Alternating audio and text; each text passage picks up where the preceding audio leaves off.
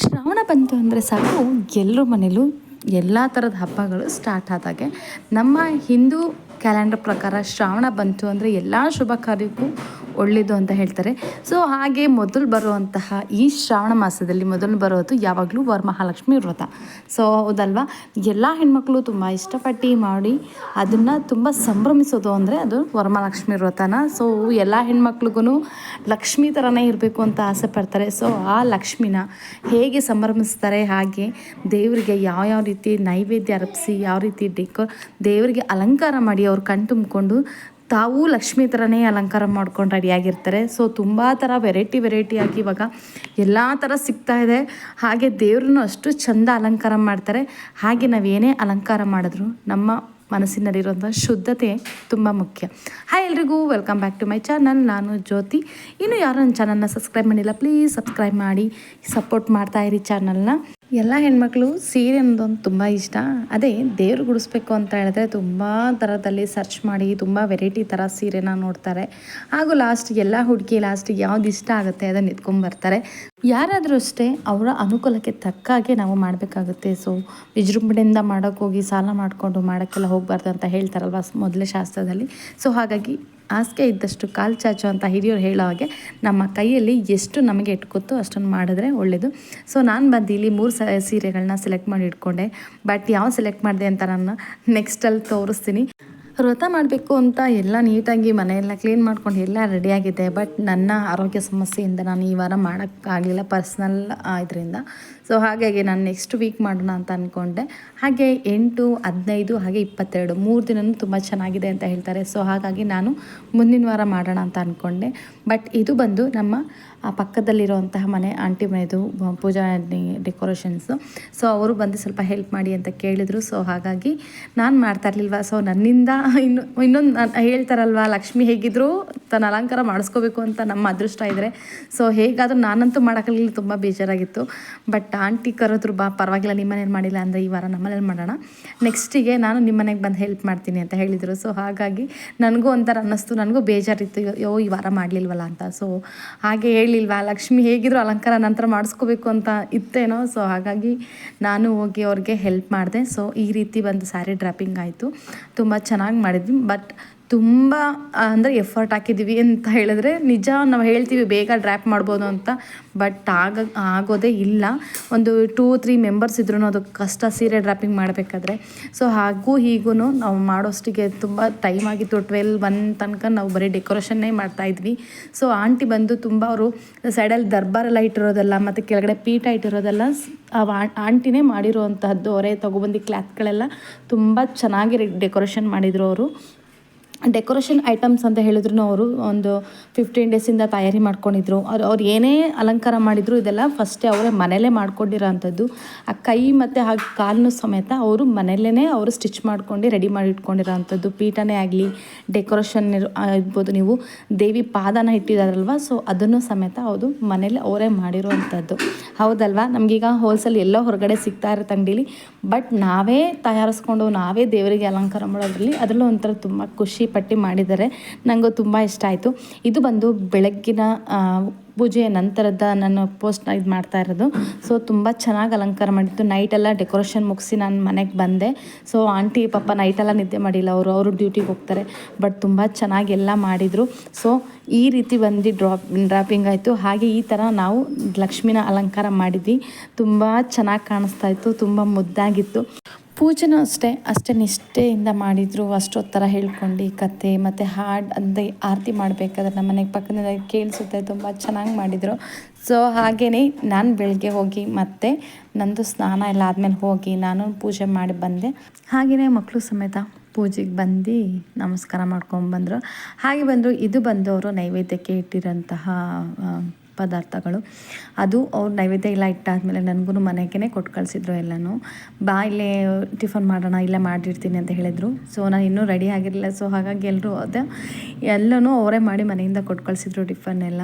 So ಹಾಗಾಗಿ ಅದನ್ನು ಸ್ವಲ್ಪ ತೊಗೊಂಡ್ವು. ಹಾಗೆ ನಾನು ಬಂದು ಚಪಾತಿ ಎಲ್ಲ ಮಾಡ್ಕೊಂಡಿದ್ದೆ.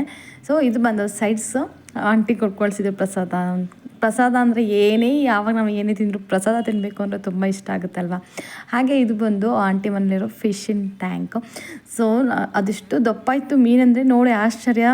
ಅದು ಮುಖನ ಹತ್ರದಿಂದ ನೋಡೋಕ್ಕೆ ನೋಡಿದೆ, ಏನೋ ಒಂಥರ ಚೆನ್ನಾಗಿ ಕಾಣಿಸ್ತಾಯಿದ್ರು. ಅದ್ರ ಫೇಸಿಂದ ಮುಖ ಅದೆಲ್ಲ ಚೆನ್ನಾಗಿ ಕಾಣೋದು ಮೀನು ಇಷ್ಟಪಡೋರು ಅಂದರೆ ತುಂಬ ಇಷ್ಟಪಡ್ತಾರೆ.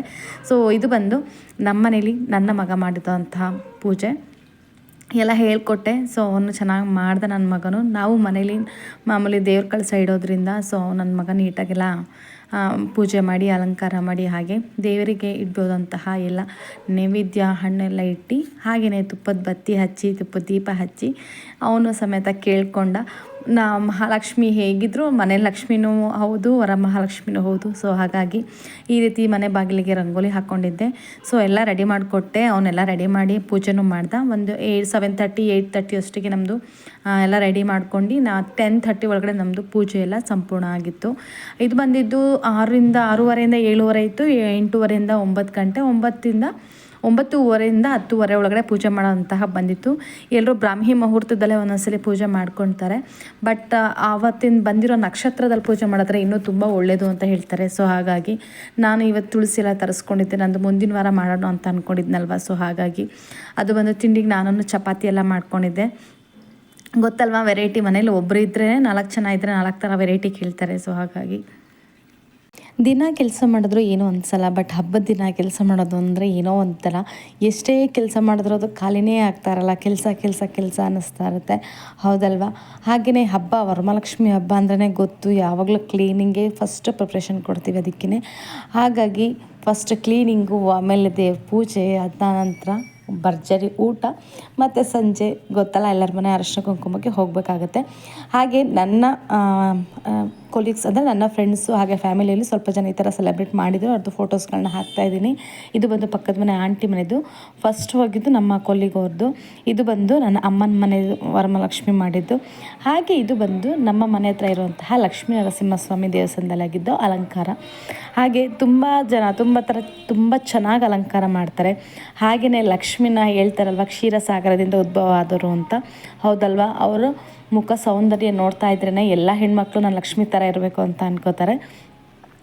ವರಮಹಾಲಕ್ಷ್ಮಿ ಹಬ್ಬದ ದಿನವಷ್ಟೇ ನಾವು ಬರೀ ದುಡ್ಡು ಹಣ ಕೇಳೋದಕ್ಕಿಂತ ಹೆಚ್ಚಾಗಿ ನಮಗೆ ಮನಸ್ಸಿಗೆ ತೃಪ್ತಿ, ನೆಮ್ಮದಿ, ಆರೋಗ್ಯ ಮೇಯ್ನ್. ಎಲ್ಲದಕ್ಕಿಂತ ನಾವು ದುಡ್ಡಿಗಿಂತ ಮೊದಲಿಗೆ ಬೇಕಾಗಿರುವಂಥದ್ದು ಆರೋಗ್ಯ.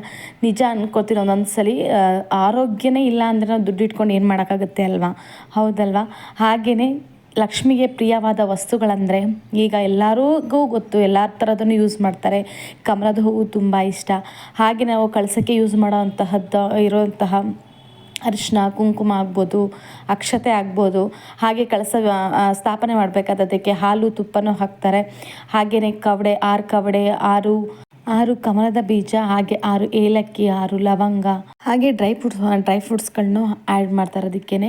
ಸೊ ಎಲ್ಲದಕ್ಕಿಂತ ಇವಾಗ ಬಂದರೆ ಒಂದು ಜಾವತ್ ಪೌಡ್ರ್ ಅಂತ, ಅದು ತುಂಬ ಲಕ್ಷ್ಮಿಗೆ ತುಂಬ ಪ್ರಿಯವಾಗಿದ್ದು. ಹಾಗೆ ಲಕ್ಷ್ಮೀ ದೇವಿಗೆ ತುಂಬ ಸುವಾಸನೆ ಅಂದರೆ ತುಂಬ ಇಷ್ಟ. ಸೊ ಹಾಗಾಗಿ ಮನೇನ ಯಾವಾಗ್ಲೂ ಸ್ವಲ್ಪ ಶುದ್ಧವಾಗಿ ಹಾಗೆ ಸುವಾಸನೆ ಭರಿತವಾಗಿ ಇಟ್ಕೊಂಡ್ರೆ ಮನೇನ ಯಾವಾಗಲೂ ಲಕ್ಷ್ಮಿ ಮನೇಲಿ ಇರ್ತಾಳೆ ಅಂತ ಹೇಳ್ತೀವಿ. ಹಾಗಾಗಿ ನಾವು ಮನೇಲಿ ಇವಾಗ ಯಾವಾಗಲೂ ಡೋರ್ನ ಕ್ಲೋಸ್ ಮಾಡ್ಕೊಂಡಿರ್ತೀವಿ, ಆವಾಗ ಸ್ವಲ್ಪ ಬ್ಯಾಡ್ ಸ್ಮೆಲ್ ಬಂದೇ ಬರುತ್ತೆ. ಸೊ ಹಾಗಾಗಿ ಮನೇಲಿ ಸ್ವಲ್ಪ ಸುಗಂಧ ಭರಿತವಾದ ದ್ರವ್ಯಗಳನ್ನ ಯೂಸ್ ಮಾಡೋದು. ಹಾಗೆ ಊದ್ಗಡ್ಡಿನೇ ಆಗಲಿ ಯಾವಾಗಲೂ ಏನು ದೇವ್ರ ಪೂಜೆ ಮಾಡಬೇಕಾದ್ರೇ ಹಚ್ಚಬೇಕು ಅಂತ ಏನಿಲ್ಲ. ಈಗ ಸಾಂಬ್ರಾಣಿಗಳು ತುಂಬ ಥರ ಸಾಂಬ್ರಾಣಿಗಳು ಸಿಗುತ್ತೆ, ಮತ್ತು ಹಾಗೆಯೇ ಹೇರ್ ಸ್ಪ್ರೇಗಳು ಸಿಗುತ್ತೆ. ಅದನ್ನು ಇಟ್ಕೊಂಡು ಮನೇಲಿ ಅವಾಗವಾಗ ಸ್ಪ್ರೇ ಮಾಡ್ತಿರೋದ್ರಿಂದ ಆ ಸುಗಂಧ ಭರಿತಕ್ಕೆ ಲಕ್ಷ್ಮಿ ಆಕರ್ಷಣೆ ಆಗಿ ಮನೆಗೆ ಬರ್ತಾಳೆ ಅಂತ ಹೇಳ್ತಾರೆ. ಹಾಗೆ ಹೊಸ್ತಲಿಗೆ ಡೈಲಿ ಬೆಳಗ್ಗೆ ನಾವು ಏನು ವಸ್ತುನ ಬಾಗಿಲನ್ನ ತೊಳಿತೀವಿ, ಆವಾಗ ನಾವು ಅರಿಶಿನಿಂದ ಗಂಧನ ಮಿಕ್ಸ್ ಮಾಡ್ಕೊಂಡು ಬಾಗಿಲನ್ನ ತೊಳೆಯೋದು, ಹಚ್ಚೋದು. ಹಾಗೆ ಅರಿಶಿನ ಕುಂಕುಮ ರಂಗವಲ್ಲಿಯಿಂದ ಆ ಹೊಸ್ತಿಲನ್ನು ನೀಟಾಗಿ ಅಲಂಕಾರ ಮಾಡಿ ಹೂವನ್ನ ಮತ್ತು ಹಾಗೆ ಬಾಗಿಲಿಗೆ ತೋರಣಗಳನ್ನ ಕಟ್ಟೋದ್ರಿಂದ ಡೈಲಿ ಒಂದೇ ವರಮಹಾಲಕ್ಷ್ಮಿ ಎಲ್ಲ ಯಾವಾಗಲೂ ಮನೆಗೆ ಲಕ್ಷ್ಮಿ ಬರಬೇಕು ಅಂದರೆ ಈ ಥರದನ್ನೆಲ್ಲ ನಾವು ಪಾಲಿಸ್ಕೊಂಡು ಬರ್ತಾ ಇರಬೇಕು. ಹಾಗೆಯೇ ನಾವು ಸೂರ್ಯ ಉದಯಕ್ಕಿಂತ ಮುಂಚೆನೇ ಎಲ್ಲ ಪೂಜೆ ಪುನಸ್ಕಾರಗಳನ್ನ ಮುಗಿಸ್ಕೊಂಡ್ರೆ ಇನ್ನೂ ಒಳ್ಳೆಯದು. ತುಂಬ ಜನಕ್ಕೆ ಕೆಲಸ ಇರುತ್ತೆ, ಬಟ್ ಆಗ್ತಾ ಇರಲ್ಲ. ಹೋಗ್ಲಿ ಸಂಜೆ ಟೈಮ್ ಆದರೂ ಡೈಲಿ ಒಂದ್ಸಲಿ 1-2 ದೀಪಗಳನ್ನ ದೇವ್ರ ಮುಂದೆ ಹಚ್ಚೋದ್ರಿಂದನೂ ಅಷ್ಟೇ ತುಂಬ ಒಳ್ಳೆಯದು. ಹಾಗೆ ಮನೆಯೂ ಅಷ್ಟೇ ಅಭಿವೃದ್ಧಿ ಹೊಂದುತ್ತಾ ಹೋಗುತ್ತೆ. ಹಾಗೆ ಲಕ್ಷ್ಮಿ ಅಂದರೆ ಅಂದರೆ ನೋಡಿದ್ರೆ ನಿಮಗೆ ಗೊತ್ತಾಗುತ್ತೆ ಯಾವಾಗಲೂ ಕಮಲದಲ್ಲಿ ವಾಸವಾಗಿರೋಳು ಅಂತ. ಹಾಗೆ ಕಮಲ ಮತ್ತು ಸುಗಂಧ ಭರಿತ ಹೂವು ಮತ್ತು ವರಮಹಾಲಕ್ಷ್ಮಿಯಲ್ಲಿ ತುಂಬ ಪ್ರಿಯವಾಗಿದ್ದು ಅಂದರೆ ಲಕ್ಷ್ಮಿಗೆ ಕನಕಾಂಬರ ಹೂವು. ಅದಕ್ಕೆ ನಾವು ಹೇಳಬೇಕಾದ್ರೆ ಕನಕಧಾರ ಸ್ತೋತ್ರ ಕೇಳಿ ಅಂತ ಹೇಳ್ತಾರೆ. ತುಂಬ ಜನಕ್ಕೆ ತುಂಬ ಶ್ಲೋಕಗಳು ಗೊತ್ತಿರುತ್ತೆ, ಬಟ್ ಲಕ್ಷ್ಮಿಗೆ ಅಂತಲೇ ಇರುತ್ತೆ. ಶ್ರೀ ಸೂಕ್ತ ಇರುತ್ತೆ, ಲಕ್ಷ್ಮಿ ಅಷ್ಟಕ ಇರುತ್ತೆ, ಹಾಗೆ ಲಕ್ಷ್ಮಿ ಸಹಸ್ರನಾಮ ಇರುತ್ತೆ, ಲಕ್ಷ್ಮೀ ನಾರಾಯಣ ಸ್ತೋತ್ರ ಇರುತ್ತೆ. ಬಟ್ ನಾವು ಒಂದು ಹೇಳೋದು ಯಾವಾಗಲೂ ಲಕ್ಷ್ಮಿನೇ ಕರೆದ್ರೆ ನಿಜ ಲಕ್ಷ್ಮಿ ಬರಲ್ಲ, ಲಕ್ಷ್ಮೀ ನಾರಾಯಣ ಸಮೇತರಾಗಿ ಬನ್ನಿ ಅಂದರೆ ಮಾತ್ರ ಬರೋದಲ್ವ. ಸೊ ಹಾಗಾಗಿ ನಾವು ಯಾವಾಗಲೇ ಲಕ್ಷ್ಮೀ ಪೂಜೆ ಮಾಡಬೇಕಾದ್ರೂ ನಾವು ಲಕ್ಷ್ಮಿನ ಮಾತ್ರ ಕರಿಬಾರ್ದು. ಯಾವಾಗಲೂ ಅಷ್ಟೇ ಗಂಡ ಹೆಂಡತಿ ಅಂದಾಗ ಹೆಂಡ್ತಿನ ಕರೆದ್ರೆ ಯಾರೋ ಹೆಂಡ್ತಿನೂ ಇವ್ರ ಮನೆಗೆ ಹೋಗಲ್ಲ. ಸೊ ಹಾಗಾಗಿ ಗಂಡ ಹೆಂಡತಿ ಸಮೇತರಾಗಿ ಬಂದರೆ ಅಂದರೆ ಖುಷಿಯಾಗಿ ಬರ್ತಾರೆ. ಹಾಗಾಗಿ ನಾವು ಪೂಜೆ ಮಾಡಬೇಕಾದ್ರೂ ಅಷ್ಟೇ ನಾವು ಲಕ್ಷ್ಮೀನಾರಾಯಣ ಸಮೇತರಾಗಿ ಆಹ್ವಾನ ಮಾಡಬೇಕು. ಯಾವಾಗ್ಲೂ ಲಕ್ಷ್ಮೀನಾರಾಯಣ ಬಂದರೆ ಗಂಡ ಎಲ್ಲಿರ್ತಾನೋ ಹೆಂಡತಿ ಹಾಗೆ ಅಲ್ಲೇ ಇದ್ದೇ ಇರ್ತಾರೆ. ಹಾಗೆ ನಾವು ನಾರಾಯಣನಿಗೂ ತುಂಬ ಪೂಜೆ ಮಾಡಬೇಕಾದ್ರಿಂದ ಡೈಲಿ ವಿಷ್ಣು ಸಹಸ್ರನಾಮ ನಾವು ಕೇಳೋದ್ರಿಂದ ಮತ್ತು ನಾವು ಹೇಳೋದ್ರಿಂದ ತುಂಬ ಜನಕ್ಕೆ ಕಲಿಬೇಕು ಅನ್ನೋ ಆಸೆ ಇರುತ್ತೆ. ಬಟ್ ನನಗೂ ತುಂಬ ಇದೆ, ಬಟ್ ನಾನು ಸ್ವಲ್ಪದಾಗಿ ಇವಾಗ ಸ್ವಲ್ಪ ಕಲಿಬೇಕು ಅಂತ ಅನ್ನಿಸ್ತಾ ಇದೆ, ಕಲಿತಾ ಇದ್ದೀನಿ. ಹಾಗೇ ಬಂದು ಕನಕಧಾರ ಸ್ತೋತ್ರ ನೀವು ಕೇಳಿದ್ರು ಅಷ್ಟೇ, ನಿಮಗೆ ಕಿವಿಯಿಂದ ಕೇಳಿದ್ರೂ ಅದು ನಿಮಗೆ ಅದು ಸ್ತೋತ್ರದ ನಿಮಗೆ ಏನಿದೆ ಅದು ಸಿಗುತ್ತೆ. ಸೊ ಹಾಗಾಗಿ ನಾನು ಕನಕಧಾರ ಸ್ತೋತ್ರನ ಕಲ್ತಿದ್ದೀನಿ, ಹಾಗೆ ಹೇಳ್ತಾನೂ ಇರ್ತೀನಿ ನನ್ನ ಮನೇಲಿ ಡೈಲಿ ಬೆಳಗ್ಗೆ ಸಂಜೆ, ಇಲ್ಲ ಯಾವಾಗ ದೀಪ ಹಚ್ತೀನಿ ಅವಾಗ. ಇನ್ನು ಕನಕಧಾರ ಸ್ತೋತ್ರ ನೀವು ಬೆಳಗ್ಗೆ ಇಲ್ಲ ಮಂಗಳವಾರ ಇಲ್ಲ ಶುಕ್ರವಾರ ಬೆಳಗ್ಗೆ ಜಾವ ಹೇಳಿದ್ರು ಸರಿನೇ. ಹಾಗೆ ಸಂಜೆ ಟೈಮು ಗೋಧೂಳಿ ಲಗ್ನದಲ್ಲಿ ಹೇಳ್ಕೊಂಡ್ರು ತುಂಬ ಒಳ್ಳೆಯದು. ತುಂಬ ಜನಕ್ಕೆ ಎಲ್ಲ ಓದೋಕ್ಕೆ ಬರುತ್ತೆ ಅಂತಲೇ ಇಲ್ಲ. ಇವಾಗಂತೂ ಯೂಟ್ಯೂಬಲ್ಲಂತೂ ತುಂಬ ಕನಕಧಾರ ಸ್ತೋತ್ರಗಳು ಸಿಗ್ತಾ ಇರುತ್ತೆ, ಅದನ್ನು ನೀವು ಪ್ಲೇ ಮಾಡಿದ್ರೆ ಸಾಕು ಬರುತ್ತೆ. ಅದರಲ್ಲೂ ತುಂಬ ಮುಖ್ಯವಾಗಿ MS ಸುಬ್ಬಲಕ್ಷ್ಮಿ ಅಮ್ಮವ್ರು ಹೇಳಿರೋಂತಹ ಸ್ತೋತ್ರದಲ್ಲಿ ತುಂಬ ಚೆನ್ನಾಗಿ ನಿಮಗೆ ಅರ್ಥ ಆಗುತ್ತೆ ಹೇಳೋದಕ್ಕೆ. ನೀವು ಕಲಿಬೇಕು ಅಂದಿರೋರು ಒಂದು ಬುಕ್ ಇಟ್ಕೊಂಡು ಸುಬ್ಬಲಕ್ಷ್ಮಿ ಮೇಡಮ್ ಹೇಳಿರೋಂತಹ ಲೈನ್ಸ್ಗಳಿಗೆ ಪೆನ್ಸಿಲಲ್ಲಿ ಗೆರೆ ಹಾಕೊಂಡು ಕಲ್ತ್ಕೊಳ್ಳೋದ್ರಿಂದ ನಿಮಗೆ ಒಂದು 2 ವೀಕ್ಸಲ್ಲಿ ನೀವು ಅದನ್ನು ಬಾಯ್ಪಾಟ್ ಮಾಡಿಬಿಟ್ರೆ ನಿಮಗೆ ಸರಾಗವಾಗಿ ಅದು ಶ್ಲೋಕ ಬಂದ್ಬಿಡುತ್ತೆ. ಕನಕಧಾರ ಸ್ತೋತ್ರ ಕೇಳೋದ್ರಿಂದ ಮನೇಲಿ ಧನ ಕನಕ ವೃಷ್ಟಿ ಆಗುತ್ತೆ ಅಂತ ಹೇಳ್ತಾರಲ್ವ. ಸೊ ಹಾಗಾಗಿ ತುಂಬ ಜನಕ್ಕೆ ಗೊತ್ತಿರುತ್ತೆ. ಇವಾಗಂತೂ ಎಲ್ಲರೂ ಬುದ್ಧಿವಂತರೆ, ಎಲ್ಲರೂ ಸರ್ಚ್ ಮಾಡ್ತಾರೆ, ಎಲ್ರಿಗೂ ಪೂಜೆ ಮಾಡಬೇಕು ಅನ್ನೋ ಆಸೆ ಯಥೇಚ್ಛವಾಗಿರುತ್ತೆ. ಎಲ್ಲರೂ ಕಲಿಕೆನ ಮುಂದುವರ್ಸ್ಕೊಂಡು ಹೋಗ್ತಾರೆ. ಸೊ ಹಾಗಾಗಿ ಮುಂಚೆ ಅಂತೂ ಏನೂ ಆಗ್ತಾ ಇರಲಿಲ್ಲ, ಬಟ್ ಇವಾಗಂತೂ ತುಂಬ ಜನ ಕಲಿಬೇಕು ಅಂತ ಅನ್ಕೋತಾರೆ. ಎಲ್ಲ ಶ್ಲೋಕಗಳನ್ನಾಗಲಿ ಮತ್ತು ಆ ದೇವರ ಲಕ್ಷ್ಮಿ ಸ್ತೋತ್ರಗಳನ್ನಾಗಲಿ ಎಲ್ಲ ಕಲಿತಾ ಇರ್ತಾರೆ. ನೀವು ಕಲ್ತ್ಕೊಳ್ಳಿ. ನೆಕ್ಸ್ಟ್ ವರಮಹಾಲಕ್ಷ್ಮಿಗೆ ನಿಮ್ಮ ಬಾಯಾರೆ ನೀವು ಕನಕಧಾರ ಸ್ತೋತ್ರ ಹೇಳಿ ವರಮಹಾಲಕ್ಷ್ಮಿನ ಮನೆಗೆ ಕರೆಸ್ಕೊಳ್ಳಿ. ಇದಾಗಿತ್ತು ಇವತ್ತಿನ ವ್ಲಾಗ್. ವರಮಹಾಲಕ್ಷ್ಮಿ ಹಬ್ಬದ ಶುಭಾಶಯಗಳು ಎಲ್ರಿಗೂ. ದೇವರು ಆಯುಸ್ಸು ಆರೋಗ್ಯ ಇಷ್ಟೈಶ್ವರ್ಯ ಕೊಟ್ಟು ಕರಳಿಸಿ ಅಂತ ಹೇಳ್ತಾ ಥ್ಯಾಂಕ್ಸ್ ಫಾರ್ ದ ವಾಚಿಂಗ್.